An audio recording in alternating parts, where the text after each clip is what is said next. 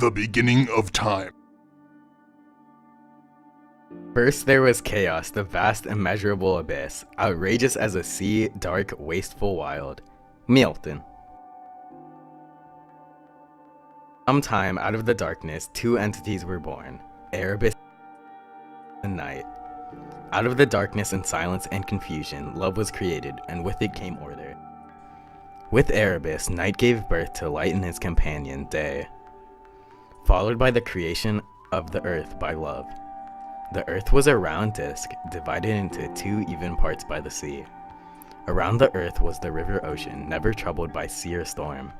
Night alone created destiny, destruction, death, sleep, dreams, blame, pain, distress, the fates, nemesis, deceit, friendship, old age, and strife. Meanwhile, the earth, Gaia, gave birth to the starry heavens, Uranus, who surrounded her and became her husband. Creatures of ye olden days. The children of Gaia and Uranus were monsters, but they were the first creatures to have the appearance of life.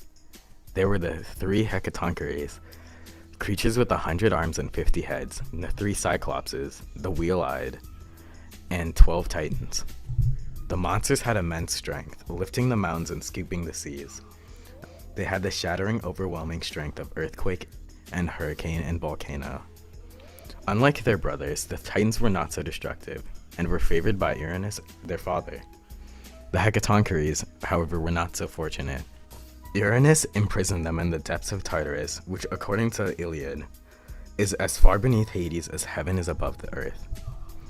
Tartarus was also considered a living entity.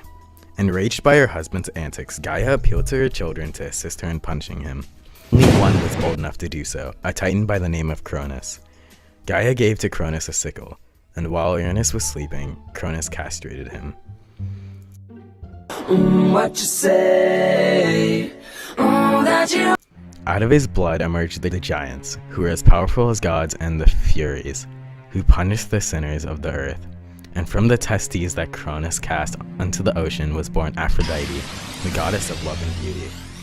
Rather than freeing the Hecatoncheires, Cronus, being the slick titan that he was, made himself the lord of the universe with his sister/queen, Rhea. Rise of the gods.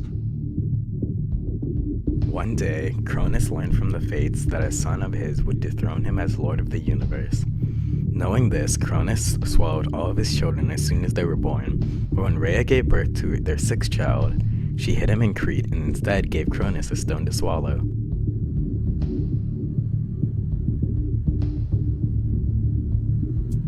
When the child named Zeus grew up, he and his grandmother Gaia forced Cronus to disgorge all of his children, who somehow were able to survive and grow up as well. Zeus's siblings were Poseidon, Hades, Hera, Demeter, and Hestia.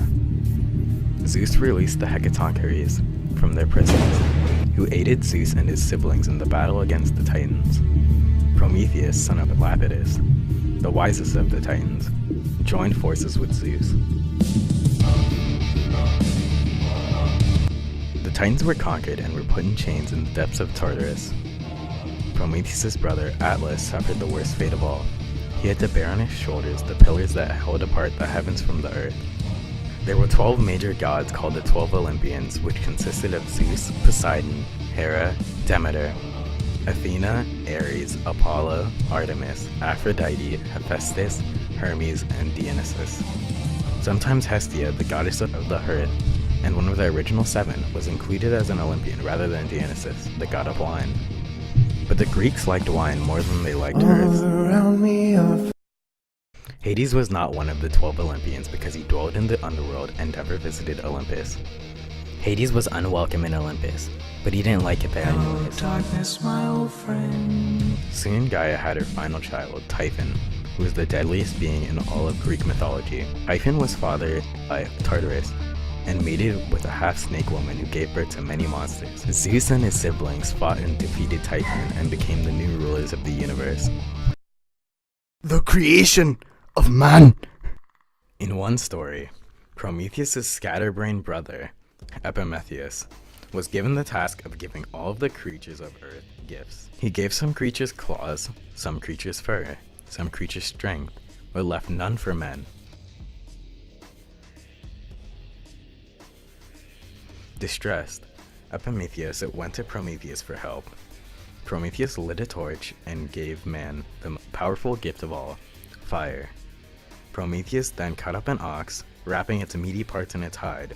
He told Zeus to choose one that man would have to sacrifice to the gods, and seeing that pile of fat was more appetizing than the hide, unknowingly chose the bones to be sacrificed to the gods. Being tricked by Prometheus enraged him, and Zeus punished him by taking away their fire.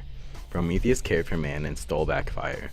Zeus again punished man by giving to them the first woman, named Pandora.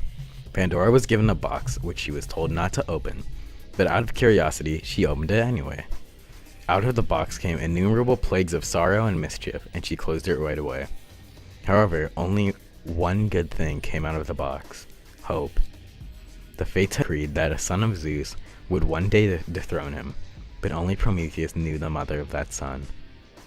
Zeus, forgetting his debt to Prometheus for helping him defeat the Titans, bound Prometheus to the Caucasus to punish him, and for Prometheus to tell him who would be the mother of the son. Every day an eagle would come and eat Prometheus's liver, which would regenerate because he was immortal.